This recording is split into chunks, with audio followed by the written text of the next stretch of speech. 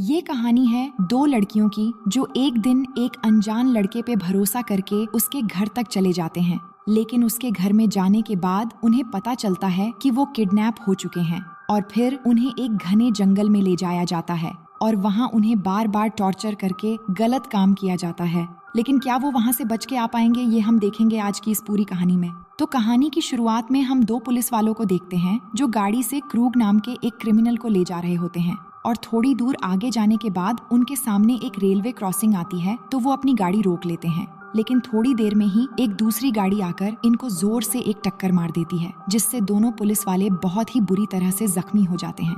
इसके बाद सेडी और फ्रांसिस नाम के दो लोग उस गाड़ी से उतरते हैं जो क्रूग के ही साथी थे, जिनमें से सेडी क्रूग की गर्लफ्रेंड थी जो आकर एक पुलिस वाले को शूट करके मार देती है। इसके बाद क्रूग आकर उस दूसरे पुलिस वाले को मारने लगता है और फिर गाड़ी में रखी उसकी बेटी की फोटो उसे दिखाकर सीट बेल्ट से उसका गला फंसाकर उसकी जान ले लेता है। इसके बाद सीन शिफ्ट होती है जहां स्विमिंग करते हुए हम 17 साल की एक प्यारी सी लड़की को देखते हैं जिसका नाम मेरी होता है। अब मेरी को स्विमिंग का बहुत शौक है और उसकी मॉम एमा भी उसे बहुत प्यार और सपोर्ट करती है। इसके बाद वो अपनी मॉम से स्विमिंग के टाइमिंग के बारे में पूछती है, जिस पर उसकी मॉम कहती है कि इस बार तुम्हारा बहुत अच्छा टाइम रहा है और अब ये सब छोड़कर तैयार हो जाओ, हमें वेकेशन पर जाना है। इसके बाद ये दोनों वेकेशन पर निकल जाते हैं, पर उससे पहले वो मैरी के डैड जॉन को पिक करते हैं जो कि एक डॉक्टर है। फिर ये लोग बहुत हंसी खुशी वेकेशन के लिए अपने एक गेस्ट हाउस में पहुंच जाते हैं जो कि शहर से दूर एक जंगल में लेक के किनारे पे होता है। इसके बाद वो अंदर आकर अपने सामान वगैरह रखते हैं और वहीं मेरी रूम में अपने भाई की फोटो और उसकी एक लॉकेट देखकर उसे याद करने लगती है, क्योंकि कुछ साल पहले यहाँ आने के बाद उसका भाई डूब के मर गया था।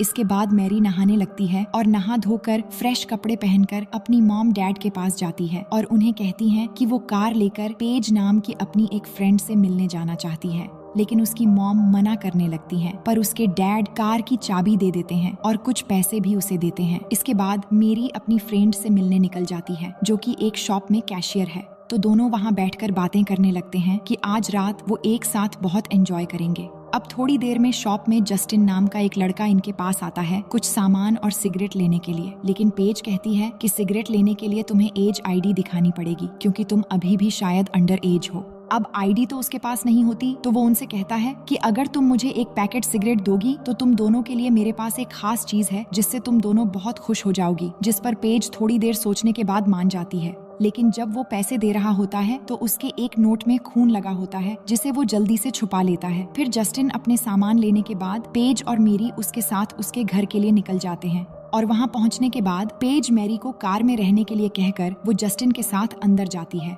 अब यहाँ पर मैरी इंतजार कर रही होती है, लेकिन काफी देर हो जाने पर मैरी अंदर जाती है और जाकर देखती है कि पेज जस्टिन के साथ बैठकर सिगरेट पी रही है। तो मैरी पेज से कहती है कि देर हो रही है, हमें घर जाना है। लेकिन पेज उसे बैठकर सिगरेट पीने के लिए कहती है और कहती है कि ये सिगरेट थोड़ा स्पेशल है, तुम्हें बहुत मजा आएगा। अब शुरू में तो मैरी मना करती है, लेकिन आखिर में वो भी सिगरेट पीने लग जाती है। तभी मैरी को उसकी मॉम की फोन आती है जो उसे रात होने से पहले घर आने के लिए कहती है, लेकिन मैरी अपनी मॉम से कहती है कि आज रात वो पेज के साथ ही रहेगी। इसके बाद ये तीनों मस्त सिगरेट पीते हुए बातें करने लगते हैं और अब मैरी और पेज को जस्टिन से अच्छी दोस्ती भी हो गई थी।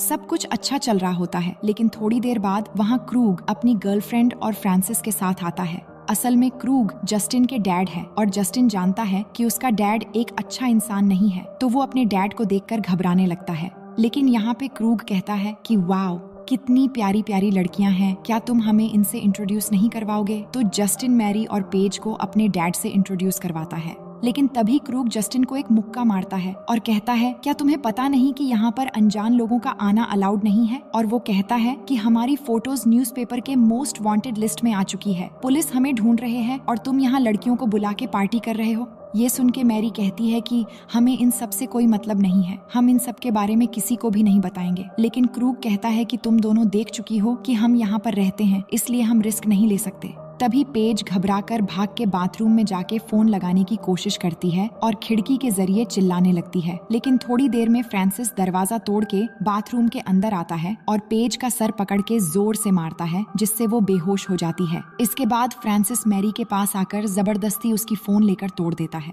इसके बाद क्रूग दोनों को गाड़ी में डालने के लिए कहता है और फिर सब एक गाड़ी में बैठकर जाने लगते हैं। गाड़ी पर जस्टिन भी था, लेकिन वो कुछ नहीं कर पा रहा था। फ्रांसिस पेज की शरीर पे गलत तरह से टच करने लगता है।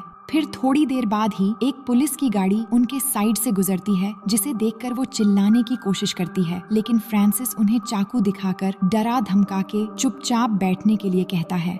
फिर थोड़ी दूर जाने के बाद क्रूग अपनी गाड़ी जंगल की ओर मोड़ लेता है। तभी मैरी ये नोटिस करती है कि ये लोग तो उसी तरफ जा रहे हैं जिस एरिया में उसका गेस्ट हाउस है। तो मैरी और पेज दोनों खुद को बचाने के लिए गाड़ी के अंदर उनसे लड़ने लगते हैं और इसी अफरा तफरी में गाड़ी का एक्सीडेंट होकर एक पेड़ से जाकर टकरा जाती है। लेकिन इस एक्सीडेंट से किसी को ज्यादा कुछ नहीं होता, पर फ्रांसिस की नाक टूट जाती है।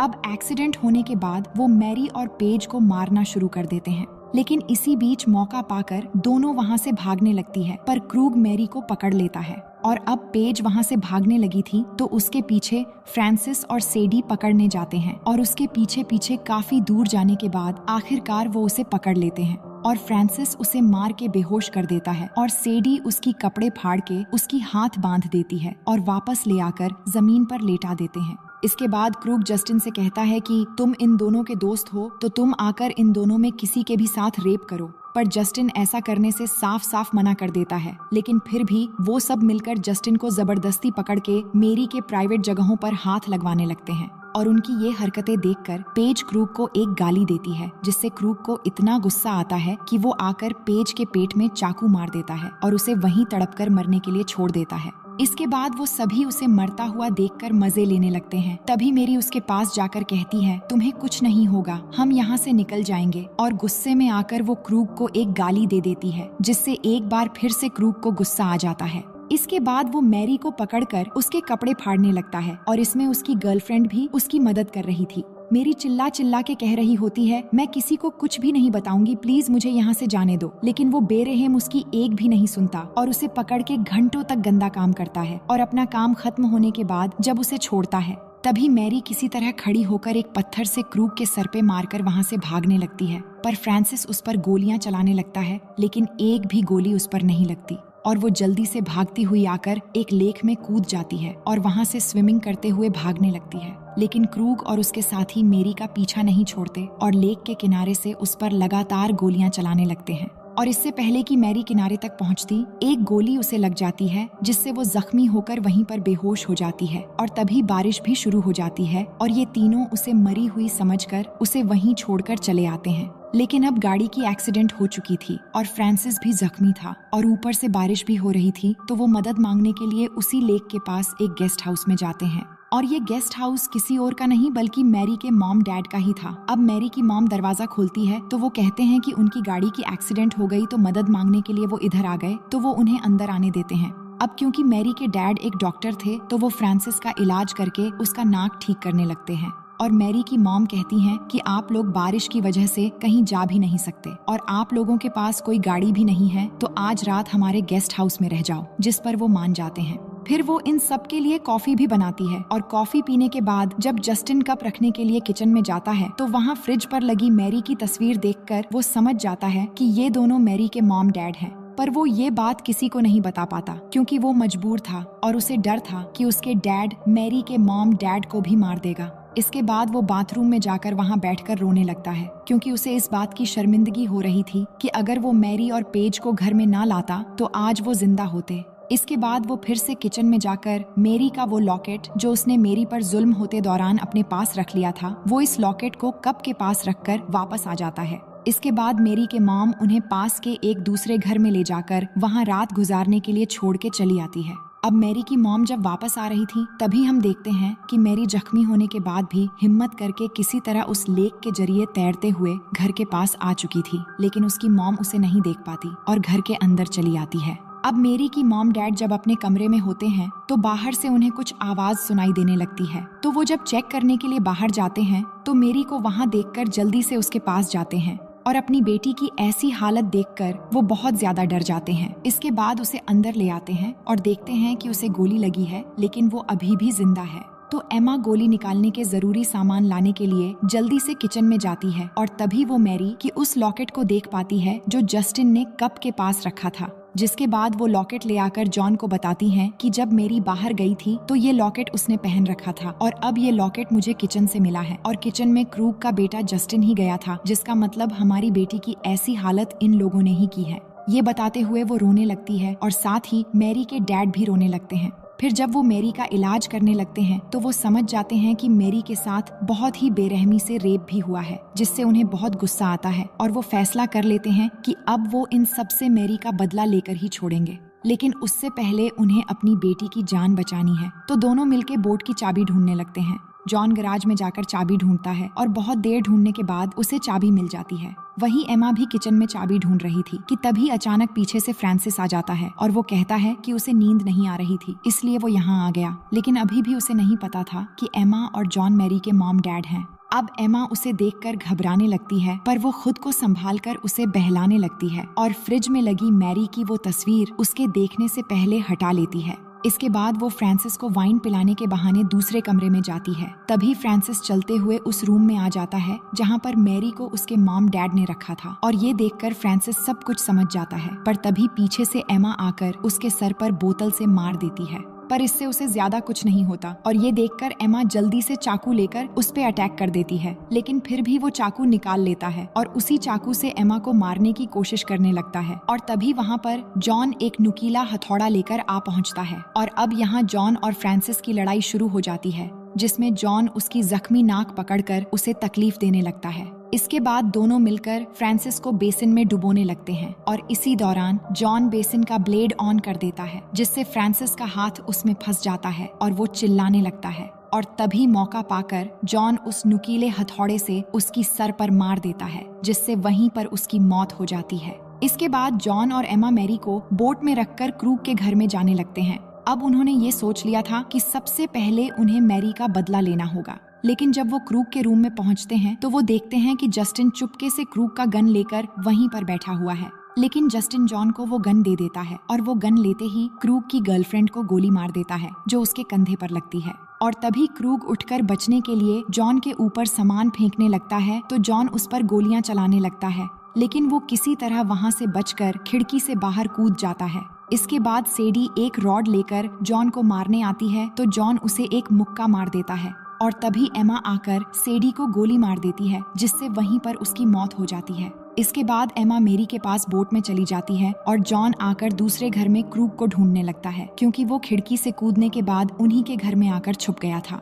अब जॉन यहाँ क्रूग को काफी समय ढूंढता है, पर उसे वो नहीं मिलता। तभी जॉन कहता है कि अगर तू मर्द का बच्चा है तो सामने आकर मुझसे लड़। तभी क्रूग उसके पीछे से अचानक आकर उसे मारने लगता है और यहाँ इन दोनों की लड़ाई शुरू हो जाती है। लेकिन क्रूग बहुत ही शातिर क्रिमिनल था, इसलिए वो इस लड़ाई में जॉन को बहुत ज्यादा मारता है और मारते मारते जॉन को एकदम अधमरा कर देता है। लेकिन तभी जस्टिन पीछे से आकर क्रूग के ऊपर गन तान देता है, पर बंदूक में गोली नहीं थी, इसलिए क्रूग जस्टिन को पकड़कर उसे मारने लगता है। लेकिन तभी एमा आकर उस पर फायर एक्सटिंग्विशर गैस छोड़ने लगती है और जॉन भी एक रॉड से क्रूग को मारना शुरू कर देता है और दोनों मिलकर यहाँ उसे मारते मारते एकदम उसकी जान ले लेते हैं। इसके बाद हम अगली सुबह का सीन देखते हैं, जहाँ वो लेक के जरिए बोट से मैरी और जस्टिन को लेकर वापस अपने घर चले आते हैं। लेकिन अब कहानी के आखिर में हम देखते हैं कि क्रूग उस वक्त पूरी तरह से मरा नहीं था, बल्कि बेहोश हुआ था। तो जॉन उसकी कुछ नसें काटकर उसका पूरा शरीर पैरालाइज कर देता है, क्योंकि जॉन ने ये सोच लिया था कि क्रूग ने उसके बेटी के साथ जिस तरह जुल्म किया था उसका बदला सिर्फ एक साधारण मौत से नहीं होना चाहिए। इसलिए जॉन उसकी पूरी बॉडी पैरालाइज करके एक माइक्रोवेव के अंदर उसका सर रख देता है और उसका स्विच ऑन करते ही धीरे धीरे माइक्रोवेव गर्म होकर उसका सर पिघलने लगता है और एकदम से फट जाता है और बहुत ही बदतरीन तरीके से आखिरकार उसकी मौत हो जाती है। और इस तरह जॉन अपनी बेटी पर हुए जुल्म का बदला पूरी तरह से ले लेता है। और इसी के साथ ये कहानी यहीं पर खत्म हो जाती है। तो दोस्तों, उम्मीद है कि ये कहानी आपको पसंद आएगी। मिलते हैं आपसे एक और मजेदार कहानी के साथ।